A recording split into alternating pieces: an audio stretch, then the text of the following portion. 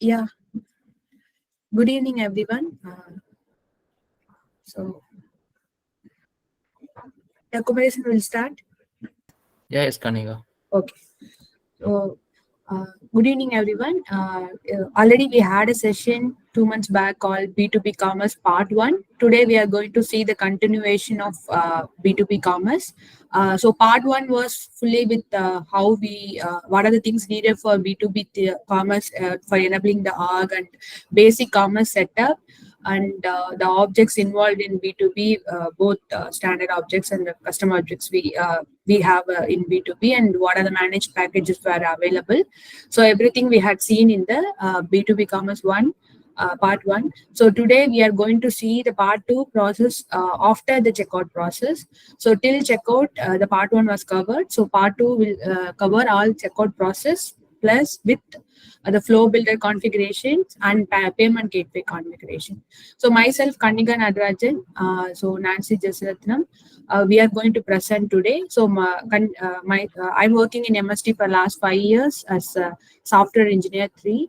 Now exploring concepts on B2B commerce, and we both are accredited professional administrator certified.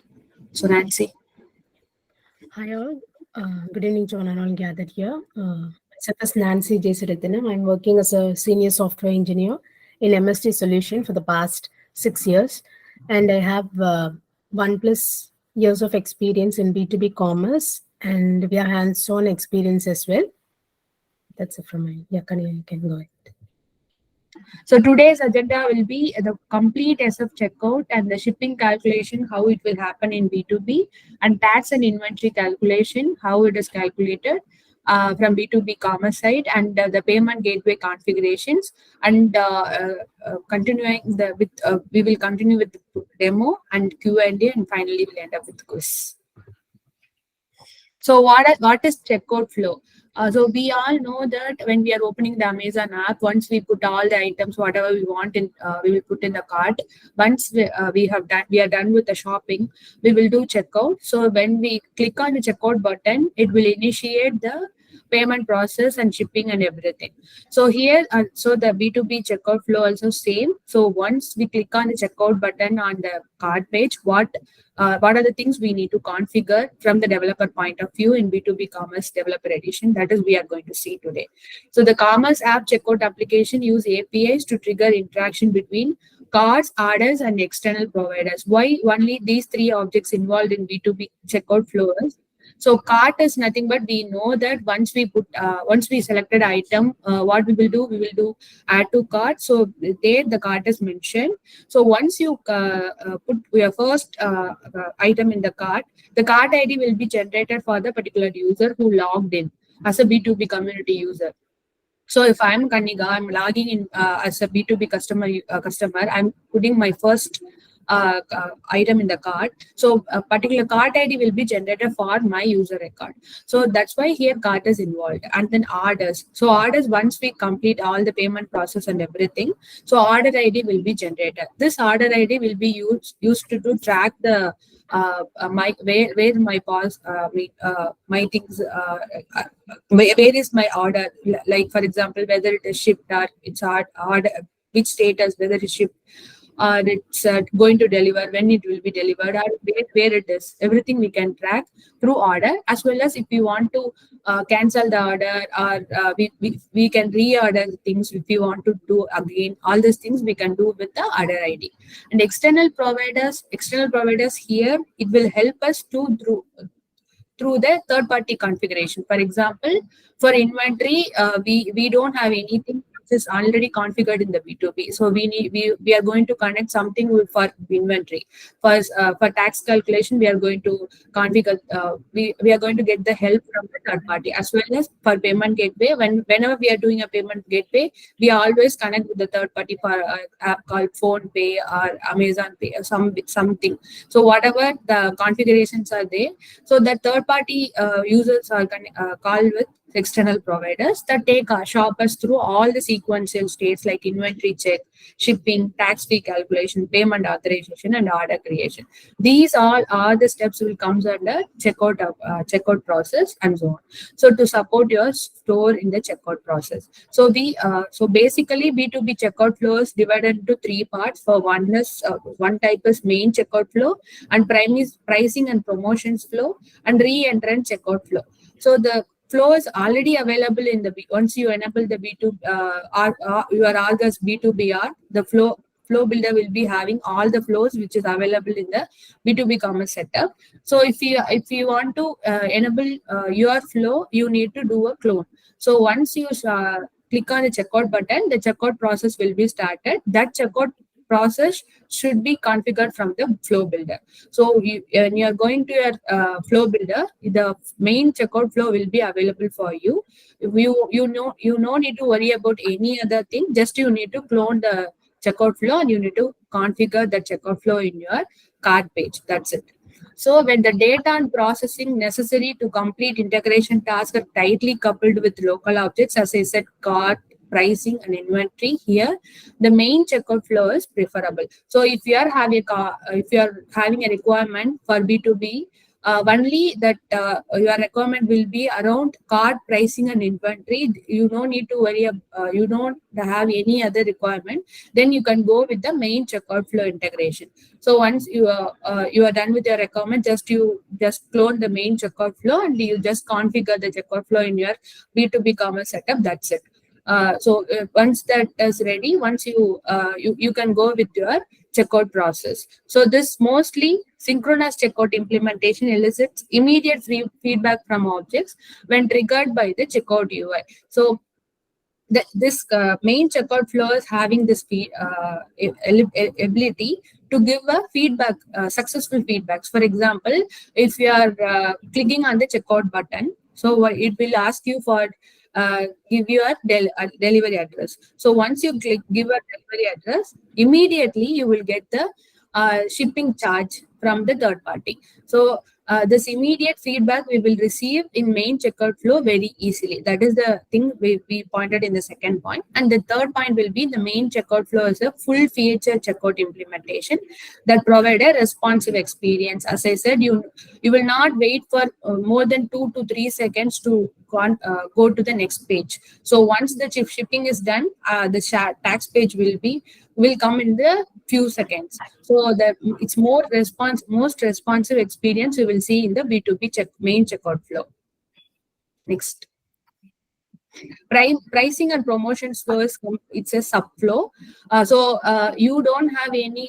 So your requirement is not having any promotion code or discount. Then you no need to configure this pricing and promotion flow. If you want to configure your org with the discount, then you can add this subflow in your main checkout flow. So just you need to clone your main checkout flow and you need to do a drag and drop for calling this subflow. So whenever in each stage, whatever changes you want to do in the existing flow, just you need to clone and do. You don't need to touch the main subflow or main checkout flow. So when you install the main checkout flow, the pricing and promotion flow also will be installed. So you don't need to configure anything. So you don't need to download anything from any other resources. So it's completely support B2B promotions. So all this demo you will see in the upcoming session. Upcoming slides. Re-entrant checkout flows. By the name re-entrant, you can understand what it is. So multiple carts per shopper in various checkout states. So you are doing one complete shopping. So that cart ID will be generated. So if you are having any issues like payment, you don't have amount in your wallet or some other issues, network issues or anything, if you have in between the checkout process, what this re-entrant checkout flow will do, it will not last your state. It will not last your data. So your cart items will be there as it is and your cart ID will be also as it is. So whenever you have a problem, that back button will work with as it is. So the state will be persistent. That is what this re-entrant checkout flow is having. So sharper navigation back to a cart that was closed during checkout by a browser with no loss of data. So you don't need to worry about when you are doing a back and forth in the re-entrant checkout flow. So this re-entrant checkout flow is also available to eligible promotions for the cart items. So each product you can eligible your items in the for the promotions. So the next calculation, we will start with the inventory. So store inventory calculation service we can do in the two ways. One is using App Exchange product. We know what is App Exchange. Like a Play Store, you can download any product which is available in the market for inventory integration. So otherwise, you can use this GitHub. So you can use, no, previous slide, Nancy. You can use this GitHub. So this GitHub link will be having all the Apex classes that is available in the store inventory.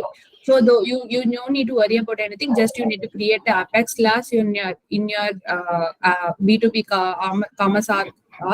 So there you can copy all your Apex classes, whatever related to store inventory, which is available in this GitHub, and just to paste it there. Once you're done with this, then you need to go to your store administration tile and you need to configure your Apex class here. That's it for a store inventory. For tax calculation service, so we have two types. One is called net and one is called gross. What is net in the sense? So for some products in India, for example, agriculture products, we don't have a tax. So if your store is completely tax free, you should choose net for as a tax type. So you no need to do any integration for tax calculation service.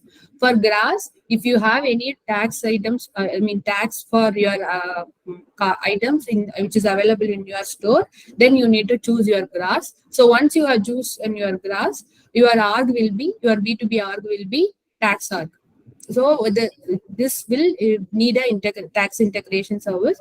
So this thing we can do in the two different ways. One is built-in Salesforce tax service, which is already available in the Salesforce. So we can make use of it. Otherwise, we can use any App Exchange product, Vertex or Avalara, for example. So we can use this App Exchange product and you can do the integration in the administration tile of your store. Next page. So shipping calculation service, this also will be will be configured in two ways.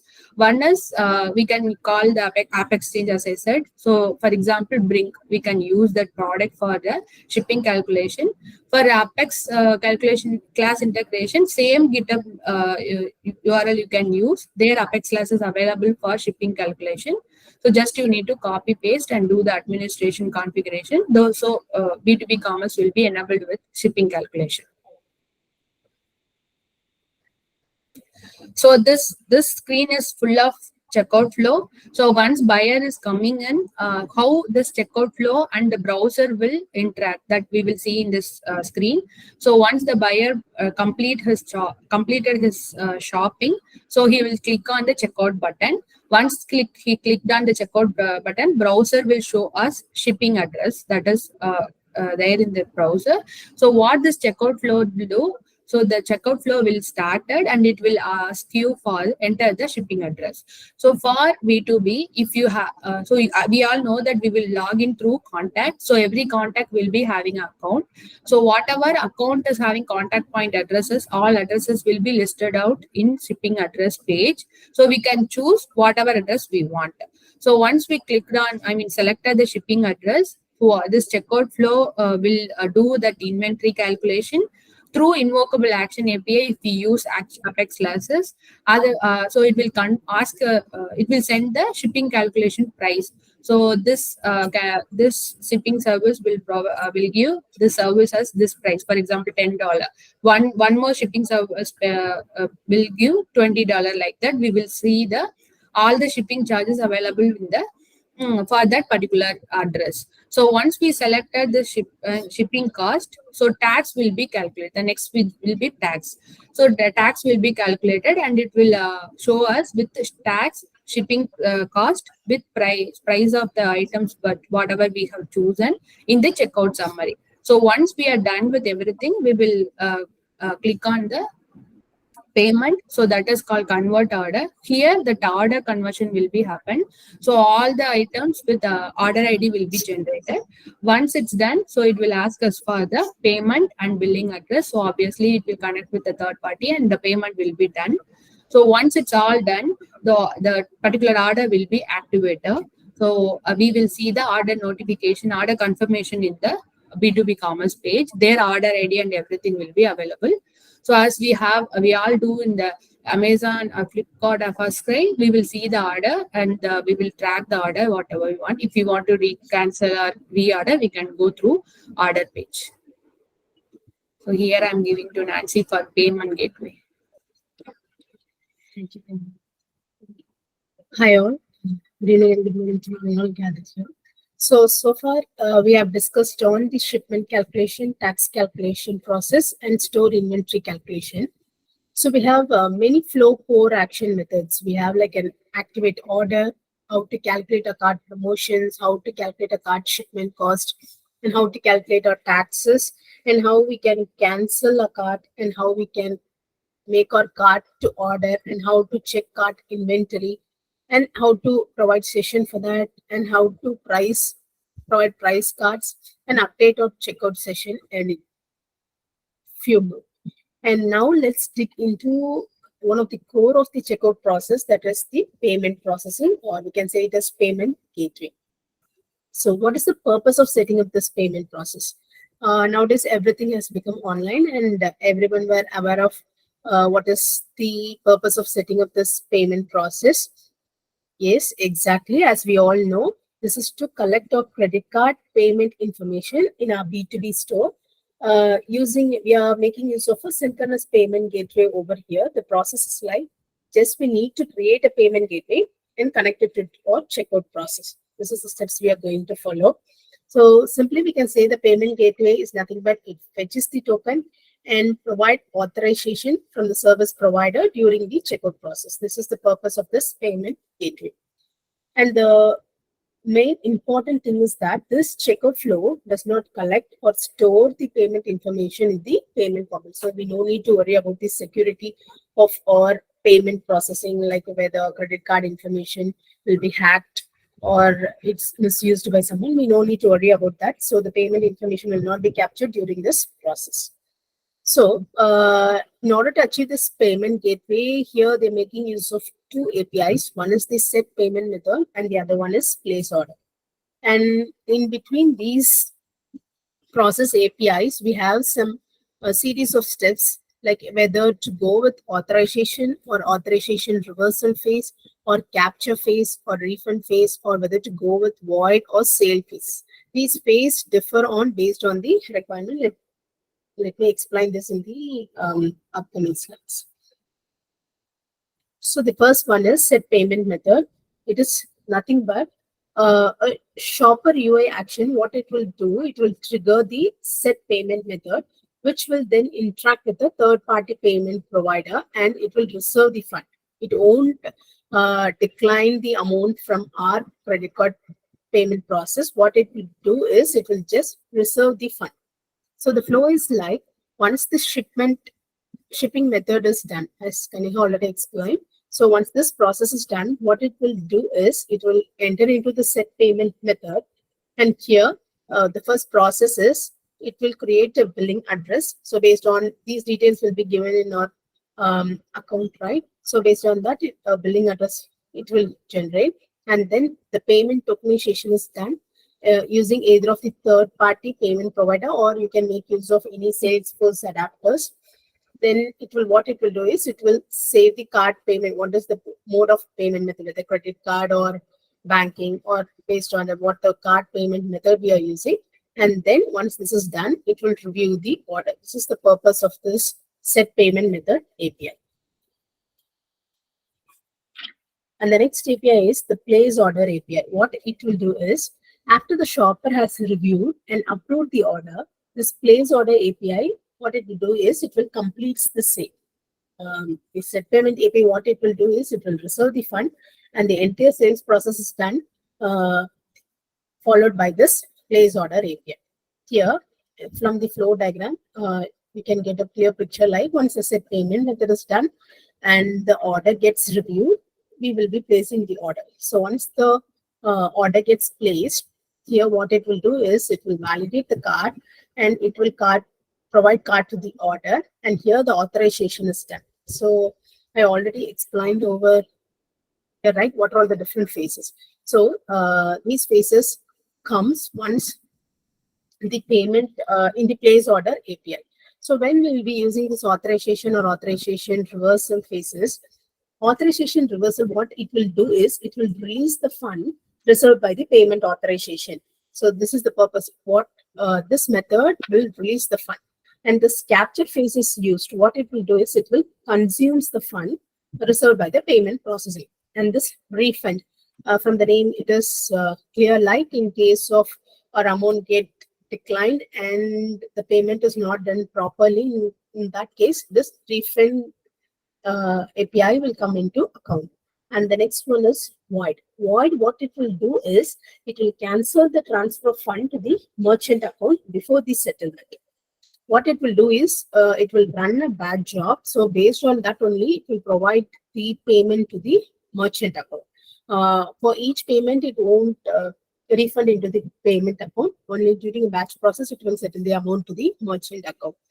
And the sale process is used when it is a transaction type where authorization and capture, these two phases executed as a single request when you want to fulfill your order quickly. Say for example, if you're going with an Amazon Prime or you have normal delivery like Amazon, right? So if Amazon pay, you want your order to be placed immediately, you can make use of this same. So these are the different transaction types used. So here, either of these transaction type, authorization, capture, sale, or void or refund will takes place. So based on the third-party payment provider we are connected, it will generate the information whether it is a valid credit card payment or it's a fraud one, whether to accept that or whether to decline that. And once that is done, it will say the card payment method and it will activate the order. Once the order gets activated, it will generate the order summary. And finally, the order gets placed.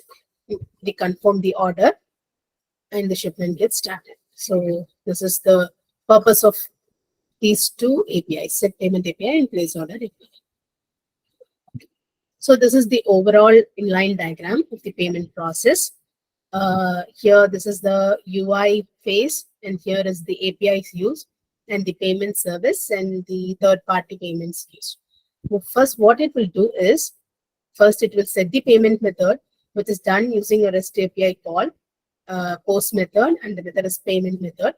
So what it will do is it will tokenize the payment method, and once it gets tokenized, it will generate a card payment method ID. So based on that, whether it is succeeded or error, response will get generated. Based on that, it will review the order. So once the order gets reviewed, what it will do is the next place order will come into API will come into play, and the place order takes place. And this is also a REST call out API. The method is post, and the method name is order. And what it will do is it will authorize based on generating the authorization token, which is nothing but the OTP generator. So based on that, it will decide whether to accept it or decline it, or whether to provide it as a fraud payment. So based on that, the order gets confirmed and order summary is generated and the shipment takes place. So this is the general theory of the payment process. And now let's dig into how to set up this payment processing. From our sense, the configuration part. The steps involves, first we need to create a named credential. Named credential is nothing but if you are going with any third-party service, they will be providing a username and password, right? This third-party payment you can use, like we have a Charge and Tap, PayTrace, Stripe, anything you can go with. And those username and password needs to be configured in this named credential. And the next one is we need to create a payment gateway provider adapter. Payment gateway adapter is nothing but your Salesforce class. These can be get from the GitHub URL, which Kaneha already shared in the previous slide, right? From that, we have all the Apex sample Apex classes, which can make use of this demo purpose. And the next one is create a payment gateway provider, which is nothing but we need to register your Apex class using your workbench. That's the process. And the next one is create a payment gateway object, which is nothing but this payment gateway object will provide the information. What is the payment method we have used? And next one is finally we need to connect our payment gateway to our checkout process using our commerce app. I will show these steps in the demo. So the basic steps involved in the session 1, Kaniha has shown us how to set up a storefront, and in this session we'll be covering how to manage our storefront. So those involves steps like, first what we need to do is create an app and install the checkout flow.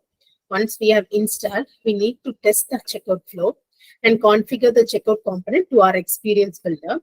And once we have configured, what we need to do is we need to connect this checkout to our flow builder, and we need to check the security setting, like whether we are using system with enforcing or without enforcing security level to the records. And finally, we need to activate the flow. And finally, if you're making use of any third-party integration, you need to configure those as well. If not, you can go with your Salesforce adapter class. And the last step is to map our checkout flow to your store. So for any questions, Steve, or shall we proceed with the demo?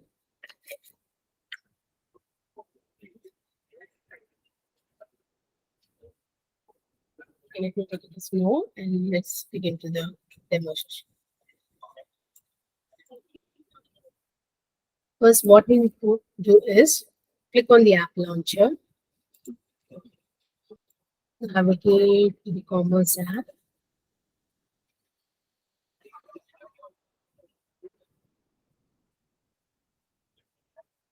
And from the navigation, select the store object.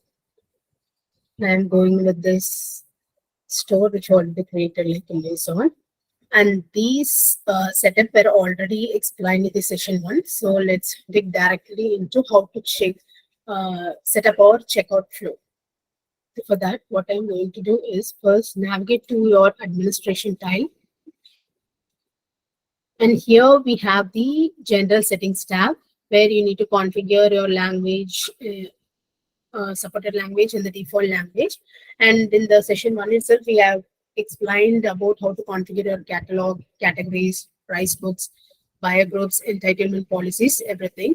So all these will come under this general settings. And this is what Nancy, yeah. actually, team not able to see your screen, only slide only visible. Oh, sorry.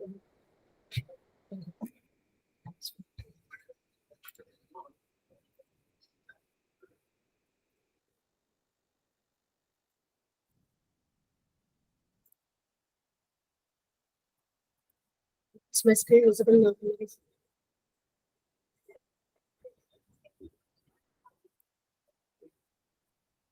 Yeah, yes. Okay. Sorry. First, navigate to your administration tile, and from here you could see the general settings which we have already covered in the session 1. And these are the configurations which Kaniha explained, like store inventory, tax calculation, shipping calculations, price check, card payment, gateway, checkout flow, everything. So how we are going to configure these is that first, from the GitHub, you need to create an Apex class over your Salesforce account, and then you need to register using the workbench, as we used to do how to register your Apex class using. You can make use of your workbench, or you can either make use of a developer console. I think everyone is aware of this steps. Based on that, we need to register our Apex class and click on this arrow, and you can select the Apex class which are going to configure to the store inventory by searching over here. Here we have already implemented this check inventory, and we have already linked it to the store inventory. And you can also unlink if not needed. Similarly, for tax calculation as well, you can configure your Apex class which you have created, and shipping calculation as well. And similarly for card payment gateway as well. You can also connect either to your Salesforce account or through any third-party payment gateway. And the main thing is that how we are going to configure our checkout flow or core configuration. Click over to the experience builder. You can either navigate over here or you can navigate over to your store and click on this experience builder tab. You can navigate either on.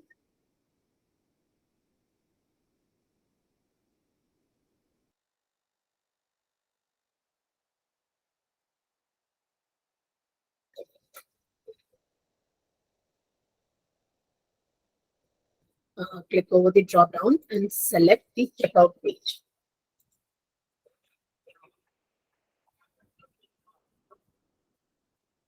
And place your checkout flow component over here. And here you could see the drop down, right? This checkout main is the uh, default checkout process with B2B commerce offers us. You can also override this flow by clicking over here, edit flow in the flow builder. And the best approach is not overriding the existing one. Just if you want to make any changes, what you can do is just clone this existing flow and you can make the changes whatever you needed. And here are the flow core sub actions, which already we explained. Like we have these much subflows like shipping address, inventory, confirm price, calculate cart promotions, and so on. So if you want to make any changes over here, what you can do is navigate to the corresponding subflow and you can make the changes based on your requirement. You can also add another decision box if needed to configure your own subflow based on the requirement. So what we need to do is, once that is done, you can select which this either of the subflow we are going to make use of and publish the page over here. This is a step. Just we need to navigate to a checkout flow, place your checkout flow component over here and connect it to the flow which we have configured in the flow builder. These are the main steps. And the next one is how we are going to configure our promotions. Is that navigate over to this navigation tab, click over promotion one space.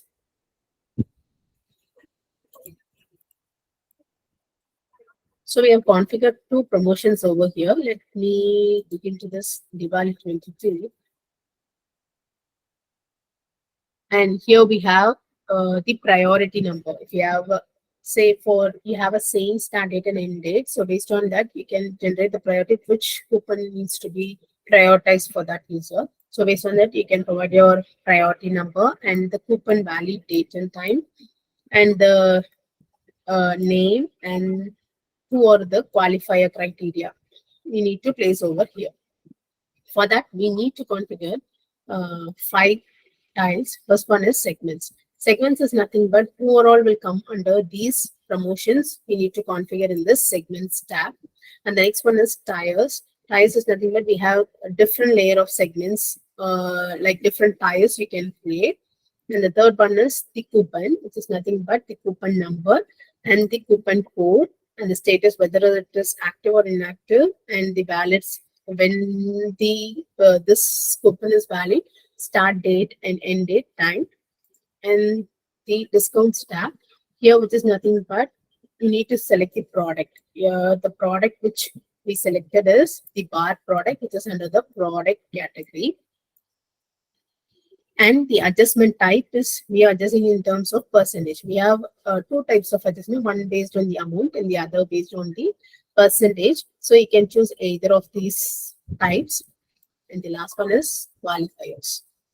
And qualifier is nothing but the quantity. Based on the quantity, you can provide this coupon like minimum at least they should what one bar product. Only then they are eligible for this coupon. So based on this different tiles tabs, you can configure your promotions.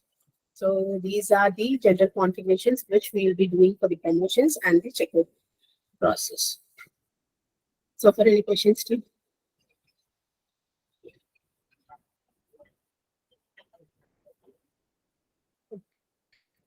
Then let's dig into how we'll be navigating into our store. We're done with the configuration. So what I'm going to do is be navigating to the account object.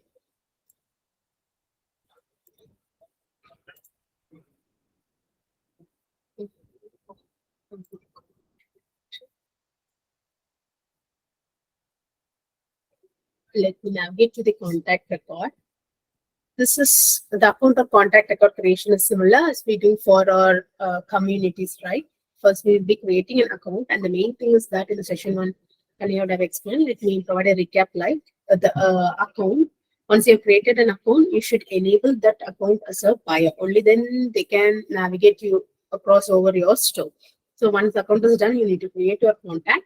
And once you have enabled it as a customer, you will get an option like log into experience as user. So you can click over here and log into your store.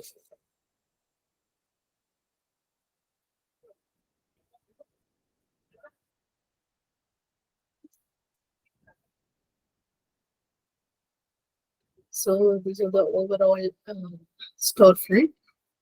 And we have an option like home tab, products, quick order, contact us, and we have notifications. This is the cart placed and the user profiles. You can navigate across these. I think these are all covered in the session one. Now what I'm going to do is I'm going to dig into this checkout process. I'm navigating to this bar products. Since for bar products only we have set the promotions, I'll navigate to this bar product.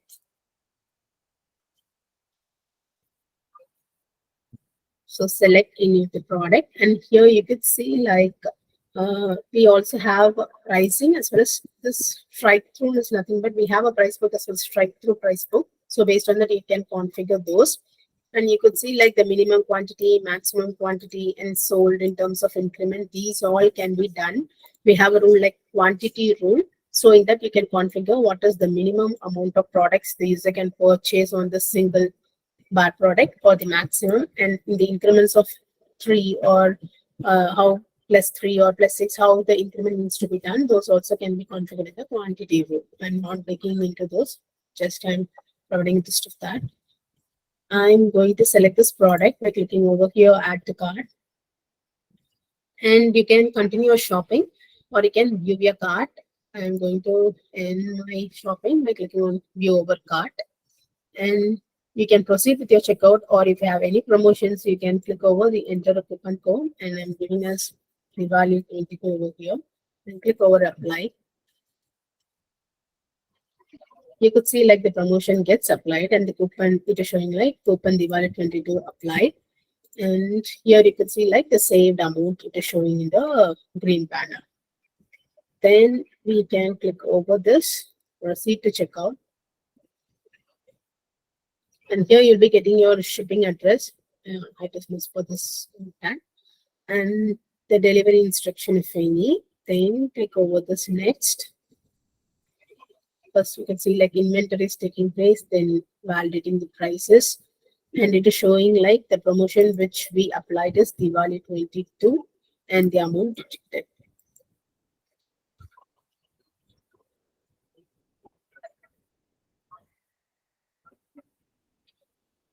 Then it is calculating the shipping cost. And you can select either of the delivery method which you prefer, and based on that, it is showing the amount. I'm clicking over next. Then it is calculating the tax services taking into account. And here it will show you the shipment address, delivery instructions if any, and the mode of delivery I have selected, the subtotal and the promotion amount detected, and the shipping cost, tax cost is which is input, and the overall total finally. Then you can click over the next. You can choose either of the payment method, either to go with the purchase order or credit card. Purchase order is nothing but we will be having a purchase order number. I think it's 5 to 6 digits. You can proceed over that, or you can go with credit card. I'm going over this credit card payment. Let me give it over as test. Card type as Visa. And for the testing purpose, you can give any number. In the billing address from the account object, it will get generated. Once you have provided the details, please click over this submit payment button.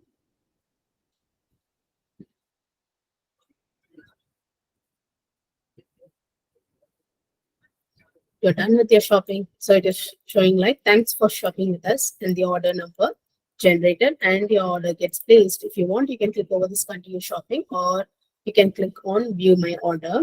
And let me explain this like the final summary it is generated.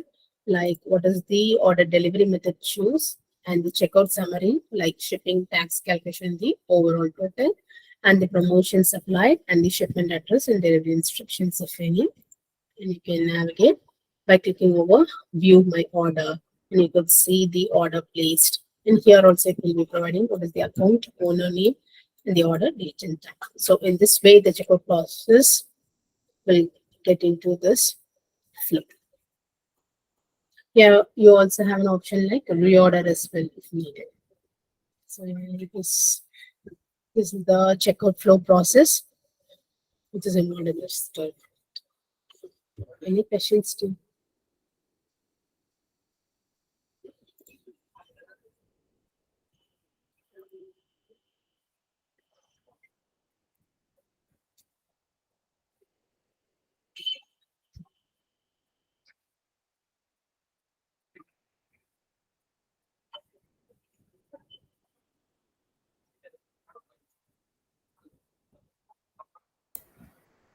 I think all are good, Nancy.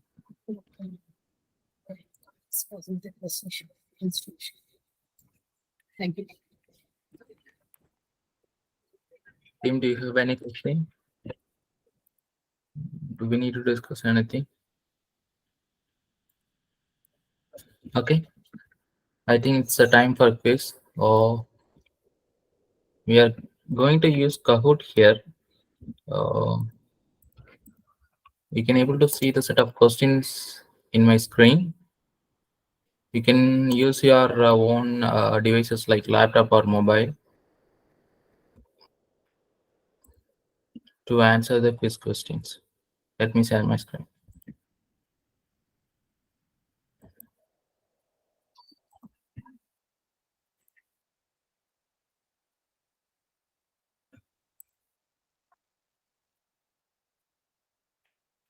I hope it's visible for you. Nancy, it's visible, right? Yes, yes, Kumlesh. Yeah. Yeah, okay.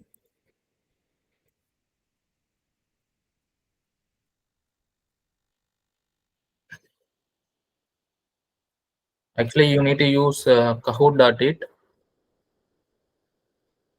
Then it will ask game pin.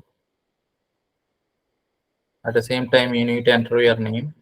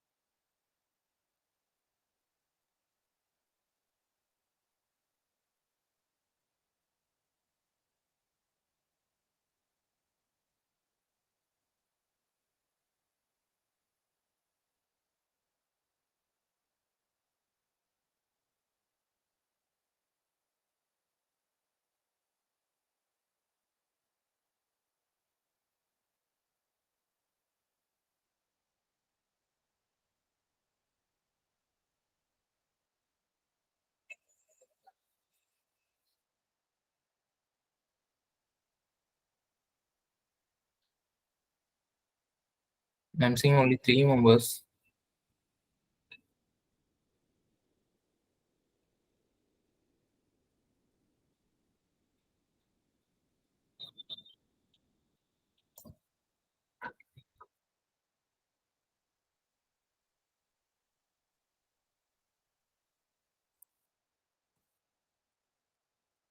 Are you facing any issues to join the Kahoot?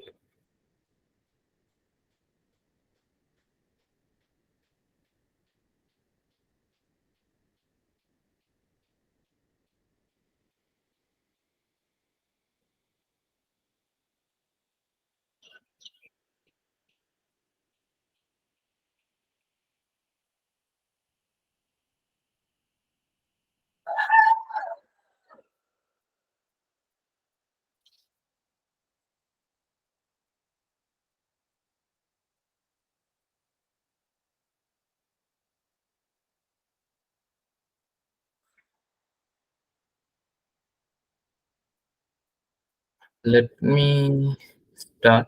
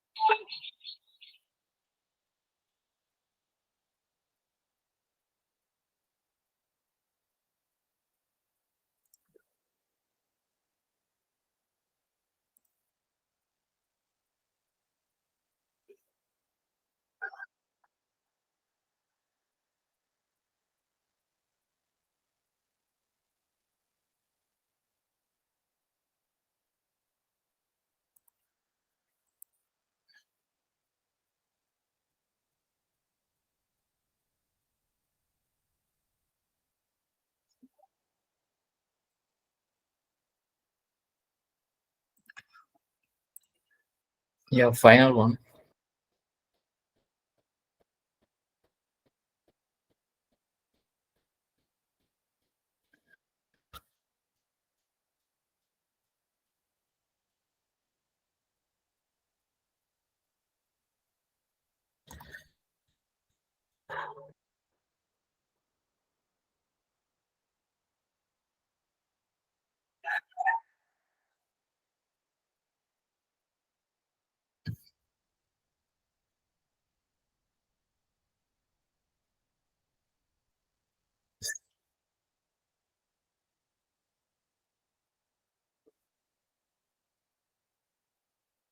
Yeah, team, share your information to this email ID, muration.s at trailblazerscgl.com, or you can able to directly send the message with the help of trailblazer community group.com, or you will be available in LinkedIn and Twitter too.